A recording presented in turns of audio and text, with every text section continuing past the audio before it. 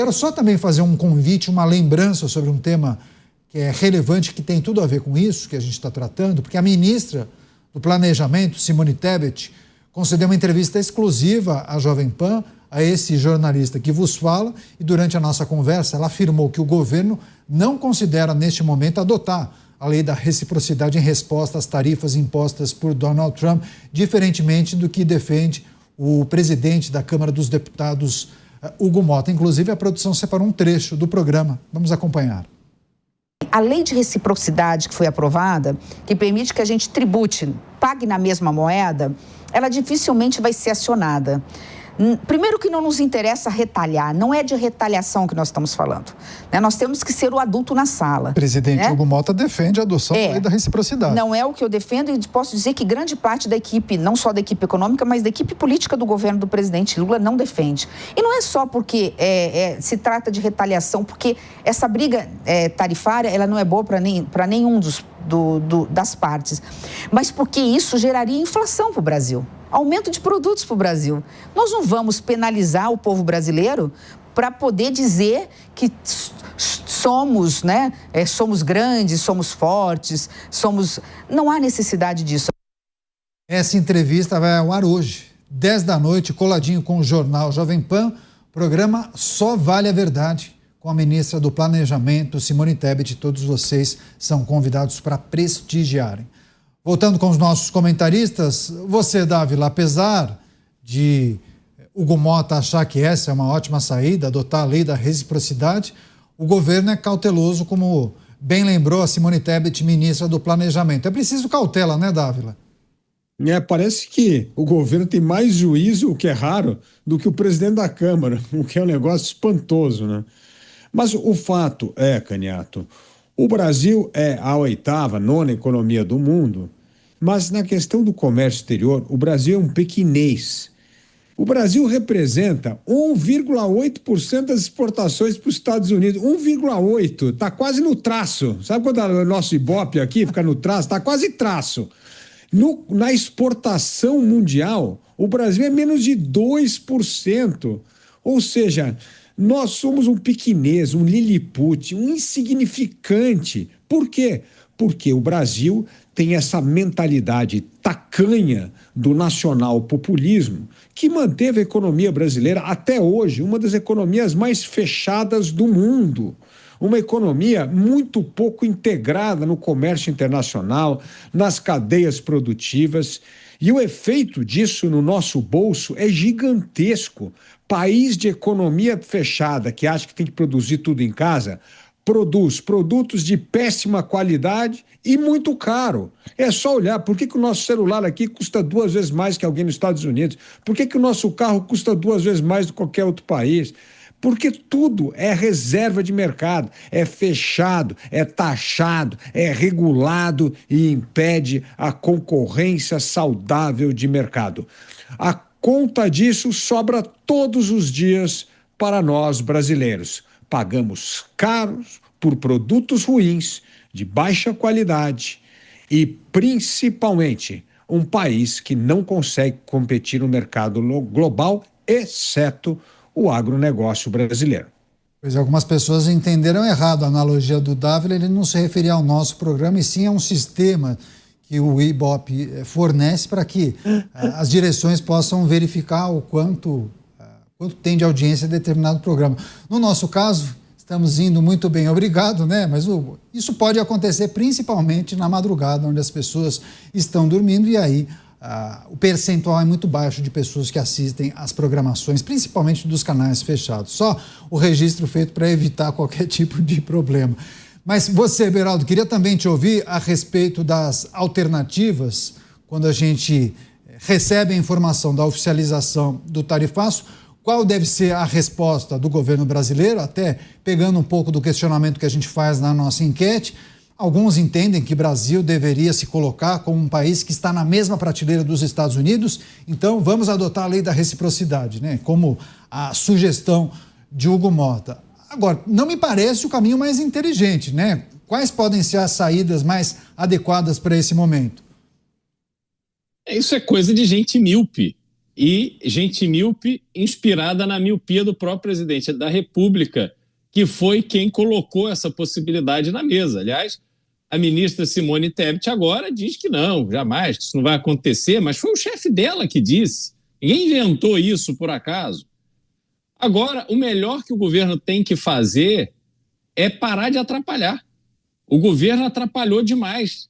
Tudo que está em curso no diálogo com os Estados Unidos, a parte séria do diálogo, o diálogo que pode produzir avanços e proteger os interesses de setores da economia brasileira, tem que ser tratados pelas empresas nas suas associações setoriais, em conjunto com as associações setoriais norte-americanas, que têm lá as empresas de lobby, que nos Estados Unidos é oficial, é regulamentar, que têm as suas relações em Washington e que podem fazer avançar esta análise por parte do governo americano de que há ainda outros setores na economia brasileira que exportam para os Estados Unidos, sem os quais os Estados Unidos poderão ter consequências negativas para eles próprios. Portanto, agora vai ser um esforço individual, digamos assim, setor a setor. O governo perdeu o bonde, o governo perdeu a oportunidade de liderar esse processo e ajudar a economia. O governo vai tentar levar o crédito em cima de qualquer avanço que aconteça, mas a realidade é que o governo quer usufruir de vitória dos outros para contabilizar como sua. Isso não é verdade, não é isso que está acontecendo. Agora, daqui a pouco a gente vai trazer, inclusive, a medida tomada pelo governo norte-americano, a imposição de sanções contra o ministro do Supremo Tribunal Federal. Agora, Koba, queria só que nós fizéssemos um exercício sobre as pautas não conectadas à questão comercial, tarifária e econômica. Como o governo deve tratar disso? Porque nem são assuntos que poderiam ser deliberados pelo Executivo Federal, né? Trabalhando com uma hipótese de que o governo queira se debruçar sobre isso. Vamos trabalhar com essa hipótese. Precisaria fazer uma articulação, inclusive com outros poderes, né? Precisaria redigir, por exemplo, um projeto de lei e submetê-lo ao Congresso Nacional. Como administrar essas questões que nem são de responsabilidade do Executivo, Koba? Neto, em relação a isso, é inegociável, né? Porque é, inclusive, cláusula pétrea da nossa Constituição, a separação dos poderes. E aí o Poder Executivo, nesse ponto, tem razão, de que em relação ao que decidem outros poderes, outras autoridades, do Judiciário, do Legislativo, no caso, o que tem sido amplamente divulgado e argumentado pelas autoridades americanas do Judiciário, né, que questionam as decisões aqui do Supremo Tribunal Federal, isso não diz respeito ao presidente Lula. O presidente Lula, ele tem muita culpa no cartório. Os discursos contra o dólar, os posicionamentos aí muito questionáveis em relação a alianças com ditaduras, isso até há alguns anos atrás era até mais evidente, a maneira como lida com a diplomacia internacional e com as democracias, a dificuldade toda de se estabelecer bons contatos com os Estados Unidos, mas em relação às decisões do Supremo, o presidente não tem nada, não tem o que fazer. Isso diz respeito tão somente ao Poder Judiciário. E aí a gente não pode abrir exceções, né? De exceção em exceção, vocês sabem como funciona, né? Uma vez aberta a exceção, nunca mais a gente volta ao status anterior. Então, de fato, isso é inegociável. Separação dos poderes, e o presidente tem muita culpa em relação a isso, não é da conta dele. Ele poderia fazer, a parte dele já estaria de bom tamanho. Se parasse de arranjar problemas diplomáticos com os Estados Unidos, se parasse de fazer esse tipo de discurso contra a utilização do dólar, se parasse de criticar a pessoa do presidente americano, chamando de imperador do mundo, chamando, inclusive, de alguém que é afeto a fascismo, a esses regimes autoritários, já estaria muito bem. Eu acho até que se tivesse essa boa relação, inclusive os outros problemas seriam tratados de maneiras diferentes também pelas autoridades americanas. Dávila, queria também sua reflexão sobre essa defesa que é feita por alguns grupos, mas é preciso também destacar aqui a impossibilidade, né, do governo tratar e se debruçar sobre questões que não têm nenhum tipo de ingerência, possibilidade de alterar, por exemplo, questões que estão destacadas expressamente na nossa Constituição, né? Como lidar com essa situação? E é preciso até questioná-lo. O governo norte-americano não tem essas informações? Teria sido mal aconselhado na hora de redação desse texto? Tem sim todas as informações, sabe exatamente como é que é aqui a divisão dos poderes constitucionais no Brasil. O que tem é que Trump utiliza isso como uma cereja no bolo para continuar com o seu argumento e usar isso como pretexto para aumentar as tarifas em relação ao Brasil. Afinal de contas, Donald Trump se vê num filme, no Bolsonaro, muito parecido com o que aconteceu com ele, e quer usar essa história pessoal para poder mostrar solidariedade ao seu aliado, mas não é isso que consegue demovê-lo das tarifas. O que aí precisa são negociações comerciais para valer e que nós não fizemos. E como eu disse, nós poderíamos ter utilizado essas negociações comerciais para abrir mais a nossa economia para setores estratégicos para a retomada da produtividade e competitividade do Brasil, como máquinas de precisão, tecnologia e outras coisas que poderiam impulsionar a nossa competitividade. Mas esse é um governo que tem horror a mercado, a qualquer coisa que tenha o termo capitalismo, liberdade de concorrência. Então faz essa política que eu chamo do nacional populismo.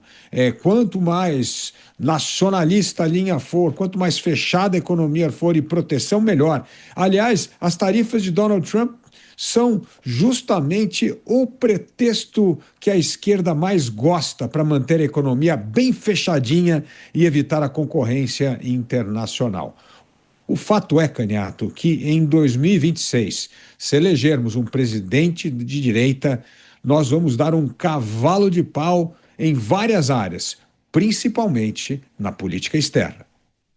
Pois é, deixa eu só destacar uma outra informação. Daqui a pouco a gente vai trazer a atualização do Copom, a nossa produção monitorando essa situação. Tá aí, já temos o índice, né? 15%, decisão do Comitê de Política Monetária do Banco Central, uma nova reunião, 15%, só me atualiza o último índice, Thaís. Houve manutenção ou acréscimo? Só traz a informação para mim. A gente naturalmente faz o programa e as notícias vão chegando e a gente atualiza para a nossa audiência. Daqui a pouco a gente vai trazer todas as informações em relação à taxa básica de juros, decisão do Copom, 15%, taxa Selic, essa taxa anual. Daqui a pouco a gente repercute com os nossos comentaristas. Agora, você, Beraldo, quero só destacar qual foi a manchete do New York Times para essa entrevista que o Lula concedeu no dia de hoje. Falou, naturalmente, sobre os vários aspectos que envolvem o tarifaço, mas também, claro, que o jornal acabou se apegando a algumas frases de efeito. O presidente brasileiro também adota essa estratégia de sempre ser muito contundente nas suas falas. Só que a manchete do New York Times: ninguém desafia Trump com tanta veemência quanto Lula. Essa foi a manchete usada pelo New York Times. E aí, assim, tem uma porção de falas e declarações que eu acho que nós poderíamos destacar aqui, mas uma é interessante. Se Trump me conhecesse, saberia que eu sou 20 vezes melhor que Bolsonaro. Enfim, essa foi a fala do presidente brasileiro nessa entrevista concedida ao New York Times, para além das questões que envolvem a taxação dos Estados Unidos sobre o Brasil. Beraldo, você acha que é coincidência essa entrevista ter sido publicada no dia de hoje e as medidas contra o Moraes e o anúncio do decreto saírem no mesmo dia? Porque muitas pessoas falam, não tem nada a ver, lógico que é coincidência. Outros não, falam, olha, é preciso se atentar aos sinais. Dá para a gente fazer alguma conexão? Trump daria uma resposta desse tipo utilizando esses dispositivos? Olha, Canhato, o presidente Lula, ele poderia sugerir ao presidente norte-americano, Donald Trump, que pegasse referências sobre ele com o jornalista Larry Rotter, do próprio New York Times, que ao escrever uma matéria abordando o excesso de consumo de álcool do presidente da República, foi ameaçado com a suspensão do seu visto. Aliás, essa suspensão do visto, que foi anunciada pelo presidente à época, só não aconteceu porque o ministro da Justiça, naquela época, tinha mais juízo e o informou que não deveria seguir por esse caminho. Assim, quem sabe, o presidente Donald Trump teria uma ideia exata de quem é o presidente brasileiro e poderia até encaminhar o caso para o secretário de Estado Marco Rubio para ele avaliar se as posturas do presidente da República de alguma forma afetam a liberdade de expressão no Brasil. Então, Caniato, a gente olha esse tipo de posição do presidente brasileiro quando dá uma entrevista para um veículo norte-americano, que obviamente, pelo seu histórico, quer surfar essa onda, quer pôr fogo no parquinho para poder marcar ali uma posição. E aí o presidente da República, o presidente do Brasil, cai que nem um pato nessa história e fica ali se prestando a esse tipo de papel. É uma coisa até meio ridícula, porque, obviamente, não há que se falar numa negociação entre iguais. Caniato, apenas o orçamento da Secretaria de Saúde dos Estados Unidos, que equivale ao nosso Ministério da Saúde no Brasil, apenas o orçamento anual da Secretaria de Saúde, que hoje é comandada por Robert Kennedy Jr., entrevistado, é uma grande entrevista feita pelo nosso André Marinho, quem não assistiu, assista. O orçamento é do tamanho do PIB brasileiro. O orçamento de uma secretaria do governo americano é do tamanho do PIB brasileiro. O mercado de medicamentos nos Estados Unidos cresce ao ano, só o crescimento, Caniato, do mercado de medicamentos nos Estados Unidos é maior do que todo o mercado de medicamentos do Brasil. Então não há comparação entre a economia norte-americana e a economia brasileira. O Brasil engatinha, e engatinha porque quer. Estamos nessa situação que é uma humilhação, um país da importância, da riqueza, das dimensões do Brasil estar nessa posição, mas estamos nessa posição em razão de uma sequência de governos irresponsáveis, governos corruptos, governos que priorizaram seus próprios interesses e interesses eleitorais à margem da democracia, porque o que destrói a democracia é corrupção, não é baderna em Brasília. Esses fizeram o Brasil ser insignificante no cenário internacional. Agora não venha querer dizer que o Brasil não vai negociar como um menor em relação aos Estados Unidos, porque o Brasil é um menor. Então é uma miopia constante. Não assume a realidade e se coloca numa posição de bradar isso, como se isso fizesse do presidente da República alguém muito valoroso e corajoso. Não é. É míope. Não está enfrentando a realidade como ela é. E à medida que não o faz, coloca o Brasil nessa situação em que não consegue resolver os seus problemas. É realmente assustador o que a gente tem que se submeter como brasileiro, sendo o presidente da República quem é.